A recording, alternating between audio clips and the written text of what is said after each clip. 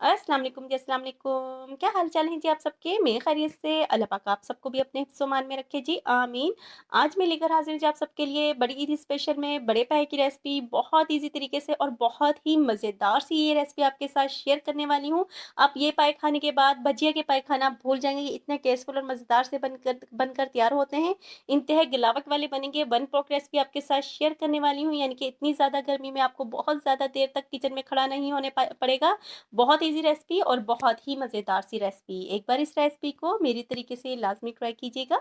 यकीनन ये रेसिपी आपको बहुत पसंद आएगी। तो चलिए जी रेसिपी स्टार्ट करते हैं, जिसके लिए यहाँ पे लिए हैं जी बड़े के पाए, बड़े साइज़ वाले लिए हैं और यहाँ पर मैंने यहाँ पे इनको भुनवाने के बाद यानी कि जलाने के बाद अच्छी तरह से कट करवा लिया था। इन पायों को भुने हुए पाए या फिर जले हुए पाए भी कहते हैं, लेकिन धोने बहुत अच्छी तरह से हैं क्योंकि इनमें बहुत ज़्यादा बारीक-बारीक से बाल होते हैं, तो बहुत एहतियात से और बहुत अच्छी तरह से इनको मैंने वॉश कर लिया है। तो चलें जी पाए हमारे तैयार हैं, तो आप कुकिंग स्टार्ट करते हैं इनकी। जिसके लिए ले लिया है यहाँ पे खुले मुँह का पतीला, क्योंकि यहाँ पे हमने पायों को 2 बार कुक करना है, यानी कि एक बार 1 घंटे पकाएँगे जिसमें इसका मसाला तैयार करेंगे, जिसके लिए यहाँ पे लिए हैं 3 बड़े साइज़ के प्याज़, इनको शामिल कर दिया है। 3 ही मैंने बड़े साइज़ के यहाँ पे टमाटर शामिल किए हैं। साथ ही साथ यहाँ पे 1 पोथी लहसुन यानी कि 10 से 12 अदद जवे लहसुन के और 1.5 इंच का टुकड़ा और 10 से 12 ही हरी मिर्चों को फाइन पेस्ट बनाकर शामिल कर दिया है। थोड़े अदरक और लहसुन इसमें ज़्यादा जाएगा क्योंकि इसमें पायों की स्मेल नहीं फ़ील होगी। साथ ही साथ पायों की स्मेल ख़त्म करने के लिए यहाँ पे 3 बड़े साइज़ की इलायची शामिल की है। 4 से 5 अदद यहाँ पे मैंने लौंग शामिल किया और 1.5 इंच का टुकड़ा यहाँ पे हमने दालचीनी का शामिल किया है। ये स्पाइसेस यानी कि गरम मसाले बहुत ज़्यादा नहीं है, लेकिन ये पायों में जो एक मख़सूस किस्म की स्मेल होती है ना, उसको ख़त्म करेंगे। साथ ही यहाँ पे मैंने 1.5 लीटर पानी शामिल कर दिया है और स्पाइसेस में शामिल करूँगी 1 टीस्पून यहाँ पे सुरख मिर्च या हस्बे ज़रूरत सुरख मिर्च, हाफ़ टी स्पून यहाँ पे मैंने हल्दी शामिल की है, हाफ़ टी स्पून ही यहाँ पे मैंने कुटा हुआ भुना हुआ साबुत धनिया शामिल किया है और हस्बे ज़रूरत ही यहाँ पे मैंने नमक शामिल कर दिया है। स्पाइसेस शामिल करने के बाद अच्छी तरह से मिक्स कर लेंगे और कवर लगाने के बाद बॉयल आने का वेट करेंगे, क्योंकि यहाँ पे आप कह रहे होंगे कि बहुत ज़्यादा पानी नहीं शामिल किया है। जी, हमने यहाँ पे एक 1 पॉट में ही इन पायों को मुकम्मल करना है, तो यहाँ पे हमने पहला प्रोसेस में पायों को 1 घंटा पकाना है, यानी कि हम यहाँ पे 1 घंटा पकाएँगे, यानी कि पाए हमारे 20% ही गलेंगे और हम साथ ही इनकी भुनाई कर देंगे। इससे ये होगा ना कि हमारे जो पायों के ऊपर जो बोटी अक्सर हम 1 पॉट पाए बनाते हैं ना, तो उसमें जब हम बिल्कुल लास्ट में गलने के बाद पायों की बनाई करते हैं, तो तमाम बोटियाँ हड्डियों से जुदा हो जाती हैं और वो शोरबे में मिक्स हो जाती हैं, तो वो खाने में पाए इतने मज़ेदार नहीं लगते। तो हमने सेम रेस्टोरेंट स्टाइल में बनाने हैं कि यानी कि हमारी बोटियों पे पायों की सॉरी हड्डियों पे बोटियाँ भी लगी रहें और पाए भी बहुत टेस्टफुल से बने, तो इसके लिए हमने यहाँ पे 2 प्रोसेस में हमने पायों को बनाना है। तो यहाँ पे हमने बॉयल आने का वेट किया था, मिक्स किया अच्छी तरह से और कवर लगाने के बाद 1 घंटे के लिए यहाँ पे कुक करेंगे, यानी कि 20% पायों को गला लेंगे। दरमियान में इस तरह से कवर हटाने के बाद इनको हिलाते भी रहेंगे, ऊपर-नीचे भी करते रहेंगे ताकि ये नीचे ना लगे। इस तरह से बहुत अच्छी-सी भुनाई भी होती है हमारे पायों की, तरी बहुत अच्छी-सी आएगी ऊपर और बहुत मज़ेदार ये बनकर तैयार होंगे और तकरीबन देखें जी 1 घंटा गुज़र चुका है हमारे पायों को पकते हुए। तमाम पानी ड्राई हो चुका है जो हमने इसमें शामिल कर लिया था और ये तकरीबन 20% गल चुके हैं। इस टाइम पर आकर हमारी भुनाई करना बहुत आसानी हो गई, यानी कि हमें बहुत ज़्यादा देर किचन में खड़ा भी ना होना पड़ा। बस दरमियान में 1-2 बार हमने यहाँ पे आके चम्मच चलाया था।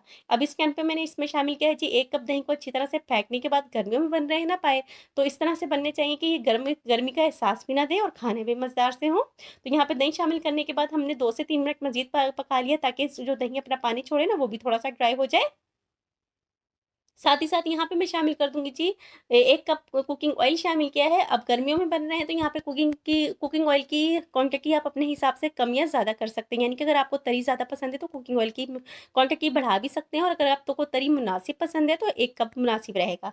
तो अब यहाँ पे मैंने 10 से 12 मिनट बहुत अच्छी तरह से पायों की भुनाई कर ली थी और बहुत ईज़ी होता है इस टाइम पे बुनाई करना, बहुत मुश्किल भी नहीं होगा। और देखिए जी पायों ने हमारा कुकिंग ऑयल छोड़ दिया, यानी कि घी छोड़ना स्टार्ट हो चुके हैं ये।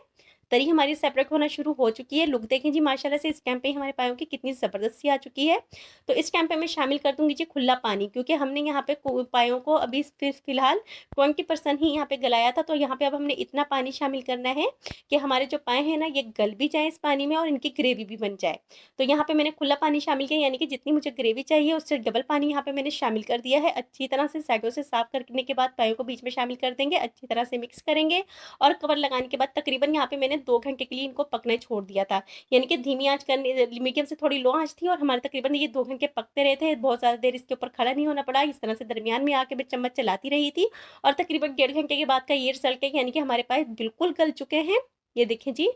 लुक वाइज़ ही आपको फ़ील हो रहा होगा कि पाए अच्छे हाथ से गल चुके हैं, 1.5 घंटा ही लगा है। यानी कि बार-बार ढक्कन हिलाने के उतारने के बाद इसको हमने पकाना नहीं पड़ा, बार-बार किचन में नहीं खड़ा होना पड़ा इतनी गर्मी में। और देखें जी माशाल्लाह से 2 घंटे के बाद हमारा रिज़ल्ट ये है कि हमारे पाए बिल्कुल टोटल गल चुके हैं और ग्रेवी भी माशाल्लाह बेहतरीन सी हो चुकी है। पायों में शोरबा ही अच्छा लगता है, तो इसमें जितनी अच्छी ग्रेवी आपकी गाढ़ी और मज़ेदार बनेगी ना, उतने ही टेस्टफुल से बनकर ये तैयार होंगे।